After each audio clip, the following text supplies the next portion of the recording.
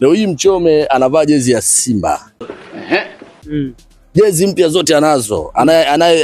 Anaye kabisa ile home kit, anaye away kit, ana third kit. Mama! Zote anazo. Paka za kimataifa anazo. Zote ni quality, sio midosho. Sio jezi za kubumba bumba kati yako kwenda kuomba kutia huruma.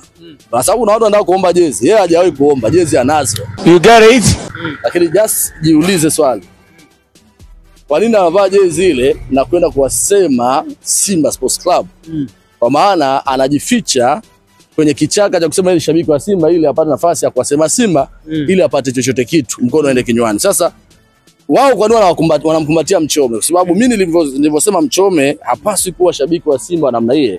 Unasema? Nilivyosema Mchome hapaswi kuwa shabiki wa Simba namna hiyo. Kwamba wewe Simba ameshinda bado unamkosoa. Goal offside. Waamuzi anasema mpira kati, anasema offside. Ukienda kule kwenye VAR, yani ukienda hata kwa Osman Kazi anakuambia ile kwa goli halali. Ukienda kwa wachambuzi wa bobevu kabisa, walio kuzidi wewe, kazi yako hujui unafanya kazi gani, wewe unasema ile ni offside. Unaumia na mafanikio ya Simba. Kishinda wewe ndo unaumia.